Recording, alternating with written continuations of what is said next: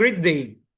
Today I'm going to share my venture, Montenegro Group of Company. Montenegro Strategic Ventures conduct a comprehensive and ventures viability analysis to evaluate the strength, the risk, and opportunities of the business idea before the full-scale implementation. Our approach is to examine market potential, financial feasibility, and operational readiness. A long-term sustainability by identifying the key success, the factors, and the possible pitfalls we provide to the entrepreneurs and the organizations with actionable insights to make informed decisions and minimize the risk. Now, for the ventures, it bridges the gap between the rural and small businesses and reliable support. We empower entrepreneurs in underserved communities by providing access to strategic guidance, digital tools, and sustainable growth that provide solution. Our ventures, it ensures that rural enterprise are not left behind, helping them complete, innovate, and thrive in today's evolving market. For the problem statement, a problem statement is a clear, concise description of the issue that the ventures, in terms of the research base or a project that aims to address, it will explain what the problem is, why it matters, and who is affected. In business and venture context, it is usually highlights the gap, the pinpoints, or the challenges in the market that your solution is designed to solve. Rural small businesses represent a vital that yet underserved of the economy. Despite their potential to drive local development, many rural entrepreneurs lack access to reliable financial services and strategic guidance and modern business tools. Now, these limitations really traps them to the informal system that restrict growth, reduce competitiveness, and prevent the long-term sustainability. At the same time, aspiring college students also struggle to gain affordable and practical business experience, leaving them unprepared to meet the standards and the demands of the markets what is need today. The gap between industry and the needs and the available supports, it create missed opportunities for both entrepreneurs and the economies, hindering job creation and innovation and inclusive economic growth. For the problem analysis, rural and small businesses are vital to local economies, but it face persistent barriers that limit growth and sustainability. The limited access to reliable financial services, it prevents them from securing capital, building credit, and expanding operation. At the same time, many entrepreneurs lack exposure to professional businesses that supports such as management, consulting, strategic planning, and digital transformation. Likewise, college students aspiring to enter the business field also struggles to gain affordable and practical experience, leaving them unprepared in the real world demand. Customer segment and persona. I am Donald Montenegro, is based on the urban area and serve as a manager of this organization. It is my responsible for planning, organizing, leading, and controlling a day-to-day operation. With this role in decision making, I always ensures that business strategies and activities align with organizational goals, the mission, and the vision. Now for the functional job to be done. There are three: the functional, emotional, and social. In terms of the functional, it is they aim to expand in a new markets that increase competitiveness. And ultimately, it build a long-term financial stability for themselves and their families. For the emotional, they want to feel secure, of course, and confident about their financial future while gaining pride and dignity from running a sustainable business. Now, in terms of the social, they aspire also to earn respect and recognition in their community and as a successful entrepreneurs be seen as trustworthy by customers and peers and gain also the appreciation from their families by providing stable income and opportunities. Now for the current alternatives. Small businesses owners often rely in the informal and borrowing and lending from family, friends, and cooperatives. But these are often bureaucratic and slow to respond. Government lead training programs that exist but are infrequent. These are generic and rarely tailored to the specific needs of the micro entrepreneurs. These gaps highlights the urgent need for accessible, reliable, and customized business support and solutions that truly address the challenges of the rural entrepreneurs. For the problem validation, these were the interviews conducted with the key stakeholders from Dr. Susit Losol, Roel Martinez Lim, and Albert Aranton. With a total 70 customers and serves were engaged with 20 interviewed in person and 50 virtually. Among them, confirmed that the problem is highly important to solve. Furthermore, 30 respondents expressed dissatisfaction with the current alternative, validating the need for a more effective solution.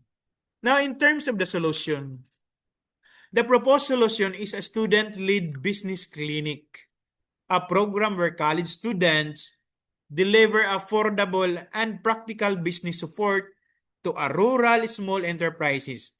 This clinic will offer services such as bookkeeping, financial literacy, the coaching and marketing assistance that tailored to the unique need of the present times.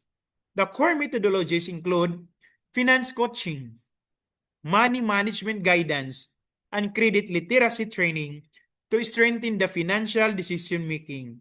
Now, by integrating academic learning with community service, students gain valuable hands-on experience while entrepreneurs receive accessible support, and this collaborative model creates a win-win solution or a scenario that empowering a rural business to grow while preparing a students for a real world professional challenges. Now for the solution and benefits, it is a functionally for MSMEs to benefit from improved financial management access to bookkeeping and record keeping to support that keeps their finances organized. Emotionally, the program empowers entrepreneurs with confidence, the hope, and resilience while reducing the stress and giving them the pride in their business growth. Socially, the clinics strengthen networks that foster collaboration and enhance the community recognition. It creating an inclusive space for a shared learning. On a macro level, the solution boosts MSME's growth. It improves financial literacy and contributes a sustainable and resilient to local economies. Now for the competitors, these are the existing competitors includes the present market and the cooperatives in the local association and the government that lead training programs and also provide limited financial and business supports to rural entrepreneurs. While this alternative offers some value, they are often generic, infrequent, or not tailored to the specific needs of the micro entrepreneurs. Private consulting services also exist but are costly and inaccessible. for most rural business owners. Our solution is to stand out by delivering affordable student-led business clinic that combine practical support with community-based learning. And this unique value proposition, it enables the customer to save time, reduce cost, and improve the efficiency while empowering the students with a real-world experience. For the prototype, this will be digital, created using design software to simulate the final product or system. It will demonstrate the core functionality through the visual walkthrough, allowing users to explore interactive mock-ups and key features. The prototypes will be presented via screen sharing and highlight the stability and usability and the design flow. For the competition and analysis, our product will stand out by offering more affordable business support compared to the traditional consulting services, which are often too costly for rural entrepreneurs. It will be designed to be a user-friendly, ensuring that those with limited digital literacy can easily adapt from the solution that is tailored to the real needs of the micro entrepreneurs. For the lean Canva, so this involves the problem, the customer segments, and the unique value propositions that needs and saves entrepreneurs time, reduce cost, and improve the efficiency. Now for the sales and customer service, our customer service will provide responsive support through emails, ensuring timely replies to the inquiries. And of course, it includes the complaints and the feedback. The quick real-time assistance will also be available via messaging app. Now, online platform like websites and mobile apps and e-commerce such as the Shopee, Lazada, and other shops to measure the satisfaction that will track Net Promoter Scores or the NPEs. And it will gather ratings and reviews to engage with the GTM or the go-to-market. That these are the partners to improve customer experience and the loyalty. Now the venture team. Our venture team is composed with the dedicated members and diverse expertise to ensure the success of the project. Analo Alicante, a financial management from Northeastern Mindanao City University, excel in interpersonal and teamwork skills and oversee the daily operation. While committing to the continued the venture, Roel Martinez is a marketing management major in from Surigao del Sur State University, bring strong technical skills and serve as the product developer. Likewise, Ali Intivis, with a background in finance and economics from the same university, specializes the financial management and take the role of the operation manager. Together, the team blends management, the marketing, and the financial expertise, ensuring a balanced and sustainable approach to the venture growth. And I believe my presentation has now come to an end, and I would like to express my sincere gratitude to the Wadhwani Foundation for giving me the opportunity to be part of this platform. This experience has been truly valuable and in showcasing our ideas and learning from a fellow participants. I am also deeply thankful to the NIMSU for allowing us to attend the present our institution in this STEM professional space. Being part of this journey has inspired me to grow further as a learner and entrepreneurs.